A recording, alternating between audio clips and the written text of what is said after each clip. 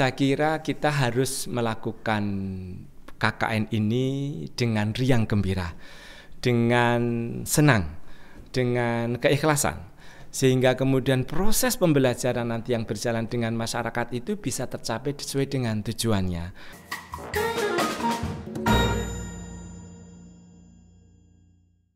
Halo Sobat UGM Channel, kembali lagi bersama saya Laurencia atau Cia.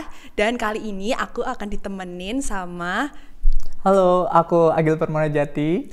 Nah, kita kali ini akan berbincang-bincang santai sekaligus membicarakan tentang topik yang bentar lagi akan kita lalui ya Mas. Iya, betul. Yaitu tentang KKN. Nah, tapi kita gak berdua aja. Kali ini kita bersama Prof. Nanung selaku kepala dari DPKM UGM. Halo Prof. Nanung. Selamat sore. Selamat Mbak Cia, sore, Mas siang Wakil. dan malam kalau yang menonton di malam hari. Iya. Iya, spesial banget ya kali ini kita bakal membahas tentang KKN itu. Ya langsung aja ya, kita berarti tentang kuliah kerja nyata. Kira-kira yang bentar lagi juga akan berlangsung nih Prof, beberapa hari lagi ya. Gimana nih perasaan dari Prof selaku Kepala DPKM? Baik, terima kasih Mbak Cia. Jadi memang KKN ini merupakan mata kuliah wajib bagi seluruh mahasiswa UGM, baik itu yang program profesi, sarjana dan juga sarjana terapan, khususnya bagi mereka yang rata-rata sudah menyelesaikan sampai dengan tahun tingkat ketiga begitu. Jadi sudah menyelesaikan 6 semester dan mereka wajib ini untuk sifatnya memang wajib dari sejak dulu.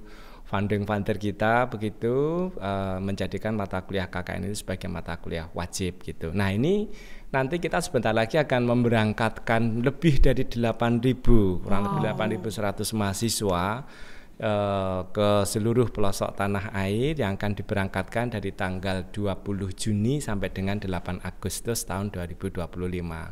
Dinamikanya luar biasa Mbak, luar biasa. Kami sangat salut, kami sangat bahagia begitu ketika melihat bagaimana anak-anak kita semuanya, adik mahasiswa semuanya sedemikian semangat untuk menyambut pelaksanaan KKN ini begitu. Jadi bahkan mereka itu sejak dari awal tahun itu sudah melakukan dinamika, bertemu secara mandiri dengan kelompoknya, menyusun proposal, kemudian berusaha untuk mencari mitra dan sebagainya. Ini kami appreciate betul. Karena ini juga yang menjadi sebuah proses pembelajaran bagi mereka. Bahkan sebelum terjun ke lapangan pun, sebelum terjun ke masyarakat pun, mereka sudah berdinamika sedemikian rupa yang kadang-kadang ini tidak dipelajari di fakultas masing-masing gitu ya. Betul. Jadi ini mereka semangatnya tetap kami jaga supaya terus nanti sampai dengan akhir KKN tetap melakukan KKN dengan semangat, dengan ceria begitu dimanapun mereka akan melaksanakan KKN. Jadi dinamikanya nggak cuma ketika terjun langsung, tapi ketika persiapannya juga gitu ya. Betul sekali. Dari akhir tahun 2024 atau awal tahun 2025 mereka sudah berdinamika. Luar biasa ini mereka. Ya. Banyak sekali. Iya, meskipun padahal mereka ini saat ini juga menjalankan magang ya Pak sebelum untuk persiapan KKN-nya. Betul, ada beberapa adik mahasiswa yang karena tuntutan dari akademik gitu ya, struktur kurikulumnya mereka diwajibkan untuk melaksanakan magang di luar kampus. Mereka juga melakukan magang itu. Kemudian setelah selesai magang, kemudian baru mereka melaksanakan aktivitas KKN. Jadi dulu kita adik-adik mahasiswa ini begitu ya sangat disarankan untuk melakukan proses pembelajaran itu secara natural di luar kampus gitu supaya tahu betul begitu dunia nyata nanti di luar kampus itu seperti apa ya. Dari skema banyak yang ada begitu, dulu kita mengenal dengan MBKM, sekarang kita mengenal kampus berdampak begitu, supaya kita aware betul bahwa memang dunia kita ini luas sekali. Ini salah satunya juga KKN nanti mereka akan dari Sabang sampai Merauke belajar budayanya, culture-nya, adat istiadatnya, cara berpikirnya. Itulah Indonesia yang sangat demikian luas yang mereka harus mengenal itu gitu. Luar biasa sekali. Belajar memang nggak cuma sebatas di bangku kuliah ya Pak, bangku di kelas gitu, tapi lebih dari itu. Nah mungkin tadi Prof juga udah cerita banyak ya tentang dinamikanya tuh banyak yang sebelum, tapi seketika menjalaninya itu pasti juga banyak cerita menarik nih. Tapi kalau dari Prof sendiri nih pernah juga kan merasakan KKN? Betul. Iya. Ada nggak nih dari Prof yang cerita menarik ketika sewaktu menjalani KKN itu, Prof. Ya. Jadi dulu saya itu KKN di tahun 1999, nggak tahu Mbak Sia udah lahir apa belum? Kita belum diproduksi, Prof. Dan kami harus melakukan aktivitas KKN. Tetapi memang karena proses pembelajaran itu tidak mengizinkan atau tidak memungkinkan kita untuk mengakses banyak wilayah di Republik kita ini, pelaksanaannya di sekitar Yogyakarta. Ada sinergi pemberdayaan masyarakat desa. Melalui konsep dari KKN juga ada KKN pesisir, ada KKN keistimewaan, semuanya berbau dengan culture dari budaya Yogyakarta begitu. Melakukan aktivitas pemberdayaan di sekitar Tepus Gunung Kidul. Gitu. Di sana dulu itu sangat kita mengenal sebagai daerah yang kering, yang tandus. Tapi kalau kita sekarang melihat bahwa Gunung Kidul sudah sedemikian hijau, sudah sedemikian nyaman untuk dilihat, bahkan wisatanya juga sudah luar biasa, tentu itu merupakan proses yang panjang begitu. Dan UGM juga terlibat di situ. Jadi ada kemudian Wanagama itu yang dulu hutannya UGM dulu sangat kering, sekarang hijau, itu juga melibatkan KKN di sana. Ada juga kemudian Girikerto itu bagaimana adik-adik mahasiswa dan juga UGM membantu masyarakat untuk narik air itu dari sungai bawah tanah kemudian bisa dimanfaatkan oleh masyarakat. Luar biasa. Jadi perjalanan panjang KKN ini saya kira bisa dijadikan sebagai sebuah proses juga begitu, kita bisa melihat dari historical dari KKN itu untuk menjadi semangat kita semuanya, terutama adik-adik mahasiswa yang sekarang melaksanakan KKN. Yang ini karena pendekatannya adalah pendekatan interdisiplin, maka akan punya kesempatan bertemu dengan teman-temannya yang dari luar fakultas. Bahkan mereka nanti akan ketemu dengan stakeholder gitu ya. Di Gunung Kidul juga luar biasa, ada alumni di sana, pemerintah daerah yang kemudian juga banyak membantu kita begitu, supaya kemudian KKN itu bisa memberikan dampak yang bermanfaat lah begitu. Tidak hanya kepada masyarakat, tapi kepada mahasiswanya juga ada proses pembelajaran yang luar biasa dengan masyarakat. Terus pokoknya itu nanti asik dan asik isinya itu, Mbak. Cerita dari Prof ini kelihatannya menarik juga ya. Walaupun itu juga udah lama ya, Prof, tapi akhirnya juga semakin ke sini KKN juga mengikuti perkembangan zaman juga ya, Kak ya. Betul. Terus aku mau tahu juga nih kalau dari ceritanya Kakak sewaktu KKN ini gimana juga, ada nggak yang menarik gitu, Kak? Sebenarnya waktu KKN tuh literally yang bagi aku tuh menarik banget ya. Yang pertama itu pertama kali aku datang ke Pulau Timor ya. Jadi kayak banyak hal, terutama culture shock sih mungkin ya, dari mungkin cara berbicara, kemudian cara kita menyapa aja itu berbeda, dan mungkin hal yang paling kaget sebenarnya dan mungkin itu menarik first experience gitu ya, itu adalah panasnya Kupang. Kalau orang Kupang itu biasanya nyebutnya itu matahari di Kupang itu ada dua. Iya, jadi saking panas, panasnya iya, gitu ya. bener, Lebih panas mana sama di Jogja? Panas 2 kali lipat di Kupang. Iya, Jogja. tapi puji Tuhannya di sana kita banyak bertemu dengan orang-orang yang baik dan sebagainya. Jadi itu benar-benar merubah stigma bahwa mungkin orang Timur itu kesannya kasar, mungkin di sana dangerous, berbahaya dan sebagainya. Tapi ketika kami KKN di sana, itu merubah stigma yang ada di pikiran kami sebelumnya. Kemudian juga meskipun saya KKN-nya di ibu kota ya, tapi itu juga menjadikan jendela ilmu bagi saya. Saya benar-benar di situ membuka mata bahwa ternyata meskipun di ibu kota sekalipun itu ketimpangannya masih sangat terasa. Di mana dulu ketika saya KKN, mungkin di daerah pondokan saya itu banyak anak-anak yang mendapatkan akses, bahkan mungkin sekolah internasional. Tapi ketika saya menuju ke Lokus, itu ada di pantai Paradiso namanya. Di sana saya benar-benar melihat bahwa bahkan sampai kelas 6 SD itu masih belum bisa membaca dan menulis, Pak. Dan di sana benar-benar itu yang menjadi spirit kami waktu itu. Kami harus bisa membantu masyarakat yang ada di sana gitu. Jadi benar-benar sesuatu pengalaman yang luar biasa bisa KKN di sana. Wow. Berarti memang itu ya, kalau kita sekaligus ketika kita melihat persiapan yang udah ada dan realitanya, kita tuh jadi ada semangat lebih gitu ya Kak, buat aku KKN ini tuh mau memberikan dampak juga untuk orang lain gitu ya. Betul. Bener.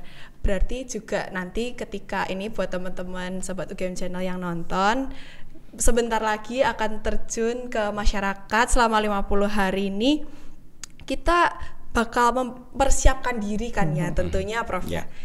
Dari Prof sendiri, apa menurut Prof yang paling penting yang harus dimiliki oleh mahasiswa nih sebelum mulai KKN tadi itu?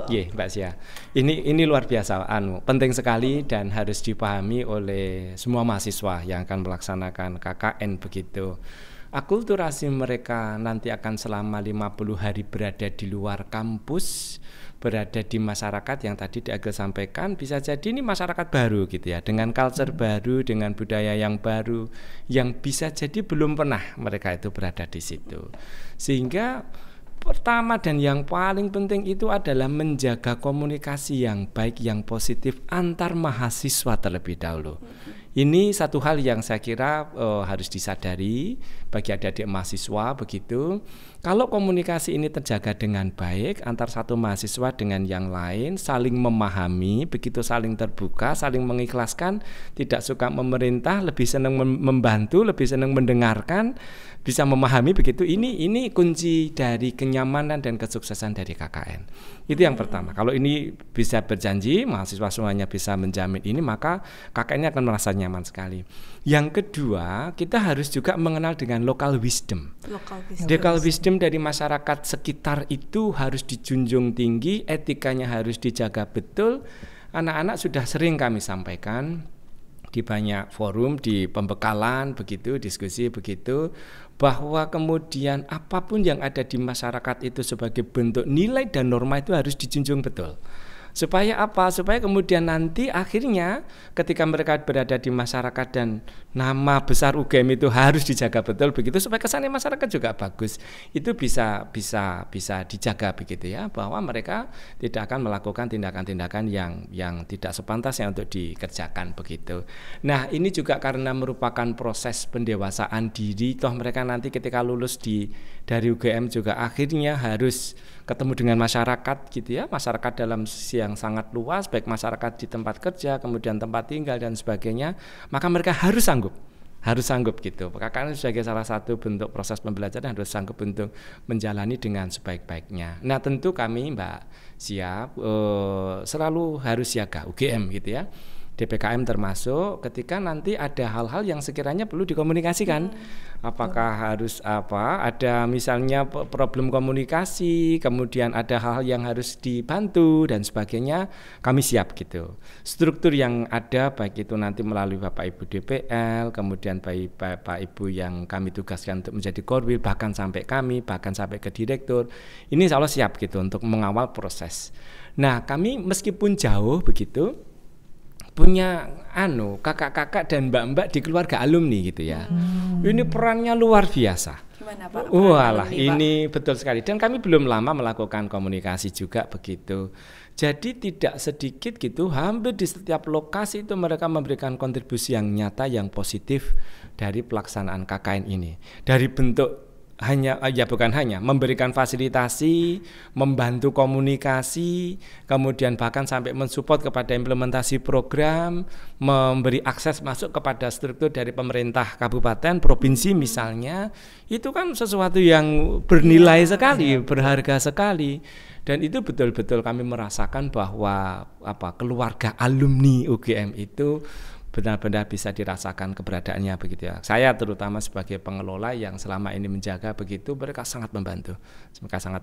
Dan nanti insya Allah ketika kemudian waktu upacara penerjunan juga ketua alumni akan kita undang sebagai bentuk rasa kepemilikan terhadap KKN ini, bahwa KKN ini milik semua orang begitu, melibatkan banyak stakeholder gitu. Ya, bismillah semuanya lancar gitu nanti Mbak. Iya. Oke, Baik, menarik sekali ya Bapak. Tadi saya juga sebenarnya relate ketika saya dulu KKN di NTT itu benar-benar ketua Kagama dan bahkan itu Kagama NTT itu benar-benar sesupport itu, bahkan untuk transportasi sehari-hari di sana juga kami disupport oleh Kagama begitu. Dan mungkin ini Bapak, pertanyaan yang sering kali mungkin ditanyakan oleh teman-teman ini Bapak, sebenarnya ketika mungkin kita jauh dari DPKM dan sebagainya, mungkin kondisi mental untuk anak-anak itu tidak semuanya sama gitu Bapak. Betul. Apakah selain jaminan kesehatan dari DPKM sendiri itu menyediakan untuk layanan mungkin call center seperti itu Bapak? Betul. Nah ini menarik gitu ya. Ternyata juga bentuk transformasi teknologi ternyata juga akan berimbas kepada metode komunikasi antara mahasiswa begitu ataupun mahasiswa dengan masyarakat begitu.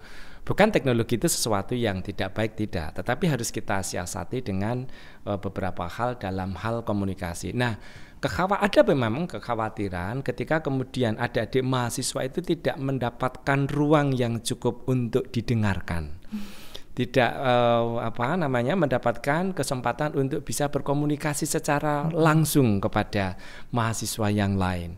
Dan bisa jadi ada beberapa yang memang sudah memiliki bakat bahwa kemudian memang potensi untuk lebih senang menyendiri dibandingkan dengan berinteraksi begitu ya dengan masyarakat, sehingga akhirnya menimbulkan gejala problem dengan mentalitas. Nah, ini yang harus kami siasati, kami paham betul.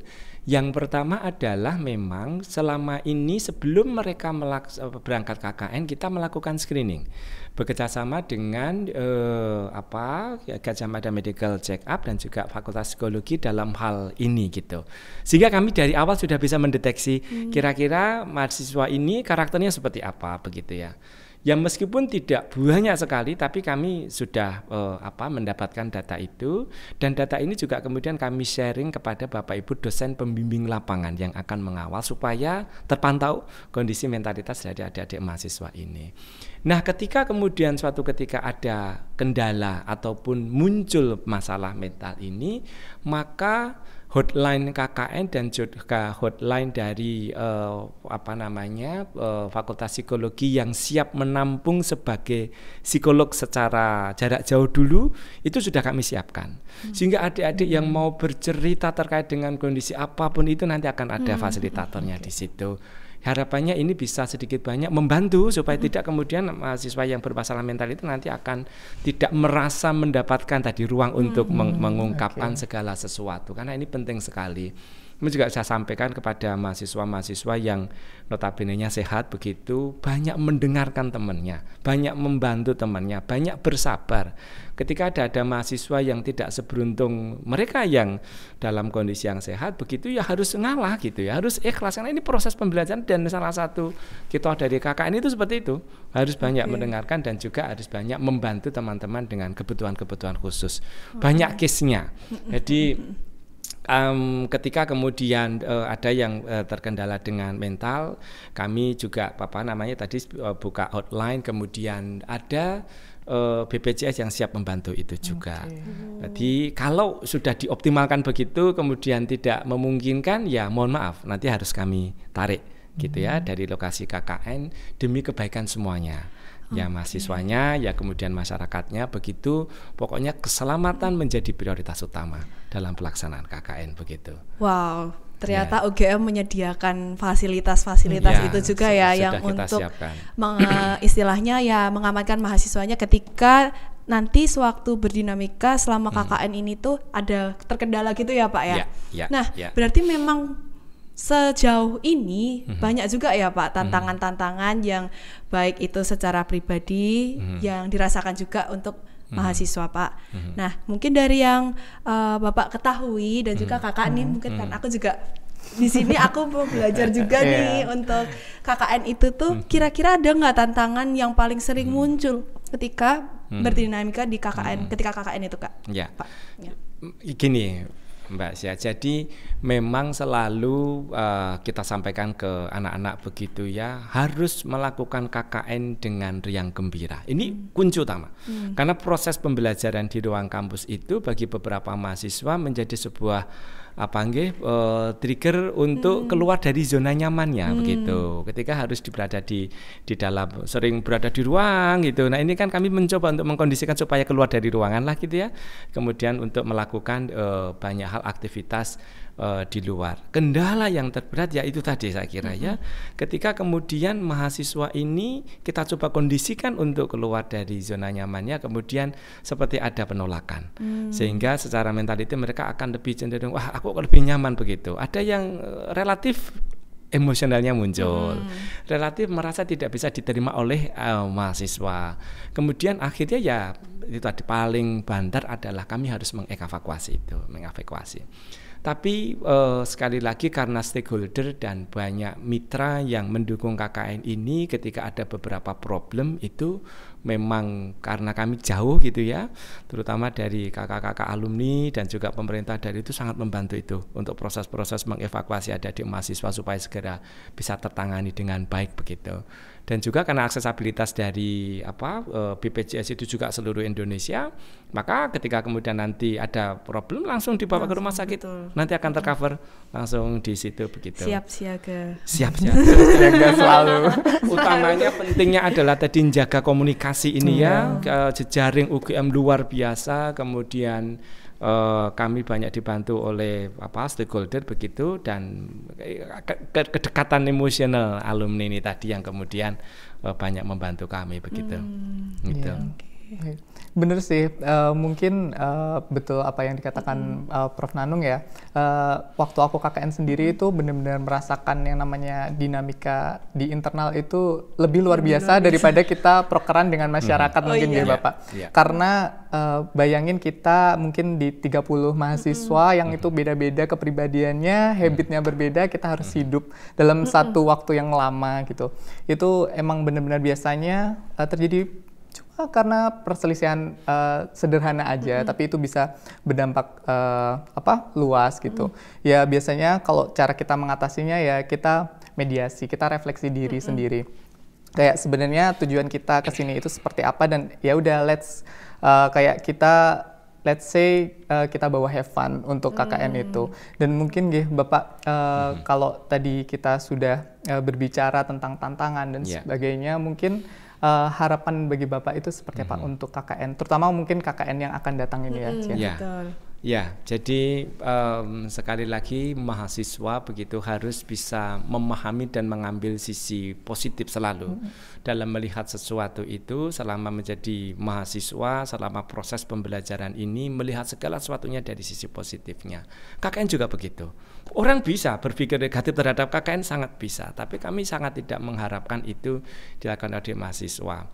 Nah, mahasiswa ketika kemudian bisa memiliki mengambil bahwa apa yang sudah menjadi penciri dari UGM, karena UGM adalah universitas kerakyatan yang harus memang betul-betul dekat dengan masyarakat, dan ini adik-adik mendapatkan kesempatan untuk dekat dengan masyarakat dimanapun nanti akan melaksanakan KKN ini, bisa mengambil pada sisi positifnya begitu.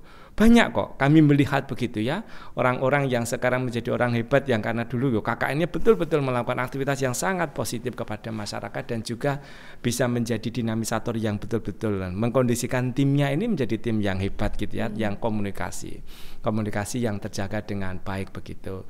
Dan harus banyak bersabar. Banyak bersabar. Ini sesuatu yang saya kira tidak mudah bagi beberapa mahasiswa gitu. Kita harus melihat bahwa ada beberapa mahasiswa yang bisa jadi tidak seberuntung kita loh gitu. Kita inklusif sekali UGM itu. Bahkan kami juga menjalin hubungan yang baik dengan unit disabilitas begitu, dengan Dr. Wuri gitu, bahwa kemudian ada adik-adik mahasiswa yang memang mohon maaf tunanetra ini melakukan KKN. Dan kami melihat sendiri di Minggir itu bagaimana teman-teman yang lain bisa membantu sampai dengan 50 hari melaksanakan KKN di lokasi, dan itu bisa berjalan sangat baik. Kami salut dengan kondisi-kondisi seperti itu. Ini juga harus dibantu. Ada juga yang masih sakit karena kecelakaan dan kemudian melaksanakan KKN, begitu kami sudah sampaikan, dia kalau sakit ya bisa kita kemudian nanti kondisikan supaya tidak full 100% di lokasi, tapi semangatnya untuk ke lokasi. Dan itu menumbuhkan effort yang teman-teman yang lain kemudian bisa memahami dan juga membantu itu. Sehingga Yang penting adalah komunikasi ini. Kita harus paham bahwa ini adalah proses pembelajaran, sehingga dilakukan dengan ikhlas, diambil dari sisi positifnya saja. Toh nanti kita juga akan bertemu dengan masyarakat secara real. Gitu. Ini PR besar loh. Bangsa kita ini harus memiliki identitas yang jelas begitu, bahwa kemudian antar manusia harus dijaga betul komunikasinya, unggah-ungguhnya. Ini kan kesempatan yang sangat bagus mereka untuk ini. Benar sekali. Jadi harus harus semangatnya dijaga dan juga kesabarannya dijaga juga begitu. Ya, mungkin terakhir ini Prof. Ya. Satu pesan atau quotes yang mau disampaikan dari Prof Nano ke teman-teman mahasiswa sekalian. Ya. Baik, makasih Mbak Asia. Jadi saya kira kita harus melakukan KKN ini dengan riang gembira, dengan senang, dengan keikhlasan, sehingga kemudian proses pembelajaran nanti yang berjalan dengan masyarakat itu bisa tercapai sesuai dengan tujuannya, menciptakan generasi-generasi mahasiswa-mahasiswa yang memang betul-betul memiliki empati yang tinggi. Empati tidak hanya kepada masyarakat yang tempat KKN, tapi juga kepada teman-temannya ini yang di sekitar kita ini. Kalau kemudian rasa saling memahami, kemudian empatinya muncul, dan kita menjadi sosok karakter yang luar biasa dan akhirnya menjadi pemimpin-pemimpin masa depan, itu betul-betul menjadi salah satu tujuan dari pelaksanaan KKN kita ini. Ternyata tujuannya tuh sangat luas sekali. Ya, betul. Kita KKN ini nggak cuma sekedar ngelakuin matkul wajib ya. Iya, betul. Tapi kita juga di situ tuh banyak melakukan pembelajaran, baik tadi dari segi persiapannya ya sama teman-teman, terus juga ketika terjun langsung ke masyarakatnya begitu. Dan KKN tuh nggak cuma memberikan kita pembelajaran yang ya berhenti aja di gitu ya Prof di KKN. Tapi bisa aja ketika kita memanfaatkan KKN itu dengan betul-betul, bisa aja setelah KKN kita mendapatkan manfaatnya. Betul. Ya, mungkin dengan kita udah punya relasi sama teman-teman di sana, nanti ketika ada butuh ya bisa calling-calling sama temennya itu. Jejaring itu luar biasa Mbak Sia ya. Oke, mungkin itu ya. Terima kasih banyak Prof Nano atas waktunya. Semoga pesan-pesan dari Prof dan juga kakak tadi bisa menjadi bekal lah buat kita semua yang akan nanti ikut KKN di selanjutnya. Terutama Cia. Terutama ya. Dan teman-teman yang nonton juga semangat untuk nanti ketika terjun di KKN, jangan lupa juga untuk like dan komen dan subscribe juga supaya gak ketinggalan video-video menarik dari UGM Channel selanjutnya. Oke, mungkin itu dari kami. Terima kasih. Terima kasih semuanya. Bye-bye.